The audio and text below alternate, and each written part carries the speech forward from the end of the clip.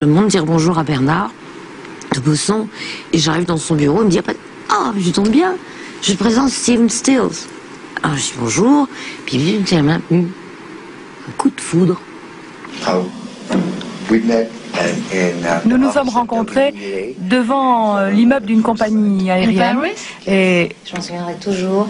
Et je lui ai dit viens, il faut s'en aller d'ici. Et j'ai traversé, on a traversé les Champs-Élysées comme ça, et il avait des gants. Et à un moment donné, je me suis dit il faut que je m'en aille vous marier. Et je me suis retirée et j'ai pris son gant et je suis rentrée chez moi avec son gant. Et de ce temps-là, il m'a téléphoné tous les jours jusqu'à ce qu'on se marie. Comme je l'imagine, il sourit derrière. Comme je l'imagine, il pense bien. Comme je l'imagine, il pourrait même être celui qui sera l'homme que j'aime. Et comme je l'imagine, il vient de loin. Comme je l'imagine, c'est un musicien. Comme je l'imagine, il pourrait même être celui qui sera l'homme que j'aime. Comme je l'imagine, s'il est malheureux, il sait qu'il se sent devenu vieux. Mais je sens le vent qui se soulève, souffle dans la nuit, emporte mon rêve. Je peux vraiment pas imaginer ni envisager de quitter Michel parce que je me disais que c'était horrible, quoi. Et puis j'ai été d'une lâcheté parce que je suis partie en disant que j'allais chercher des cigarettes et des allumettes en bas. Mais c'est vrai, parce qu'on dit toujours ça pour rire, mais moi c'est une vraie histoire. Et je ne suis jamais revenue. Je suis allée chez mes parents pour chercher mon passeport et j'ai pris l'avion pour aller à New York. Et je ne suis jamais revenue. Voilà. C'est sûr que je faisais une atroce bêtise, mais je crois qu'il n'y a absolument rien au monde qui aurait pu m'empêcher de le faire à ce moment-là. Je veux te vouloir, deviner ton histoire. Laisse-moi le temps, devine-moi.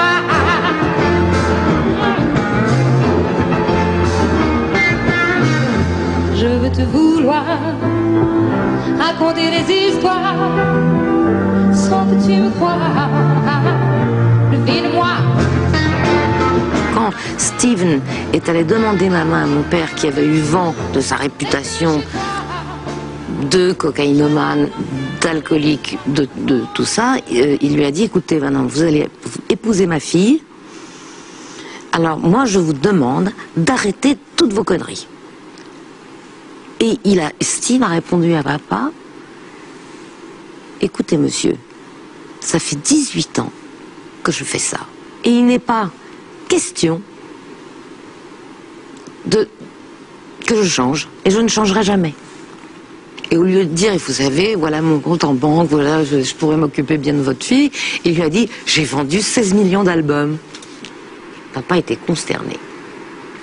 Mais enfin, il ne m'a jamais empêché. Il aurait très bien pu ne pas venir au mariage, mais il est venu et il était heureux pour moi, voilà. Bien qu'inquiet.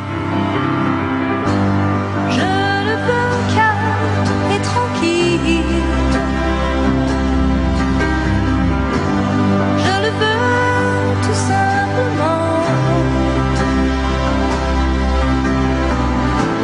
Je voudrais qu'il s'abandonne. Une nuit sur mon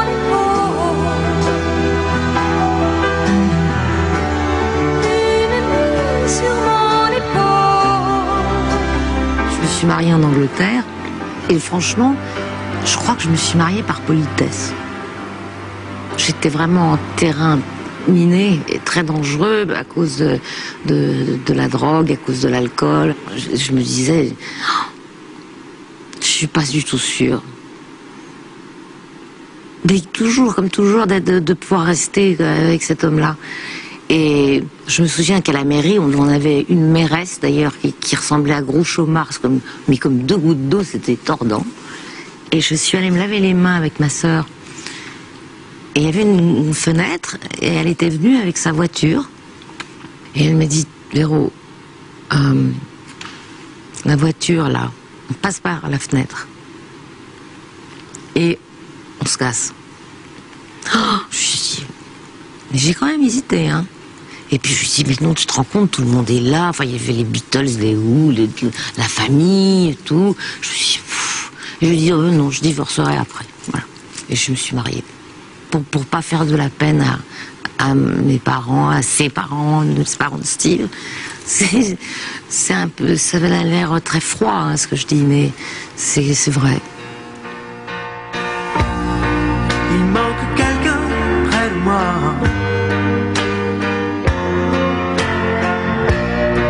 Je me retourne, tout le monde est là.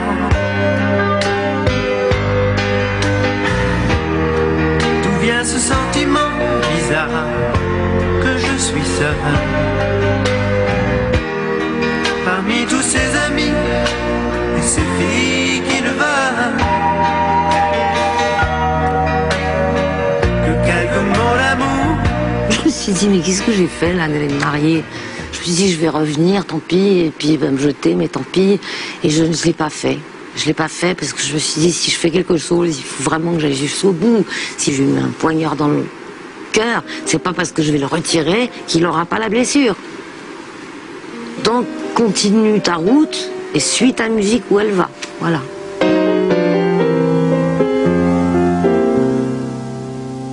J'ai changé de pays, soudain, j'ai de nouveaux amis. Bien, mon piano rigole et fait des câlins.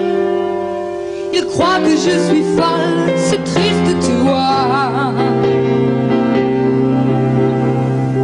J'ai des clowns pour m'amuser, des amours faciles pour exister, et des gens habiles pour m'épauler.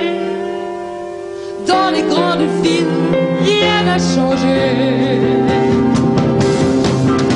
Mais à quoi ça me faire si toute ma vie n'est qu'une étrange comédie?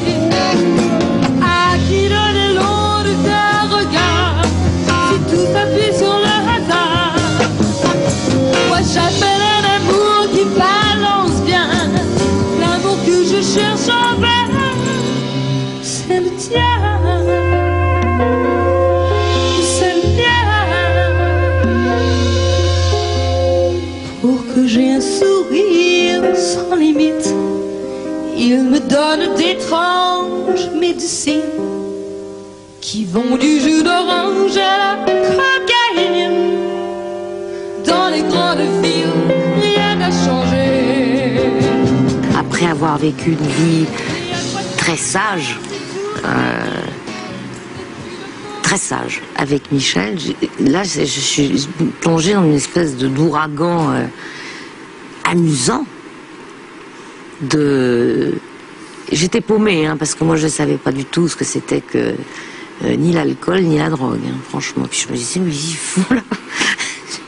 J'étais vraiment paumée, et puis j'ai très très vite appris. C'est pas que j'aimais tellement ça, c'était vraiment pour faire comme tout le monde. Parce que quand on est dans son état normal, clair, clean, et qu'on voit tous les gens autour de soi, pas clair, pas clean, et on se dit, bon, je vais me mettre dans le même état pour être à niveau. Ce qui est d'une bêtise incommensurable. Hein, mais enfin, je l'ai fait quand même.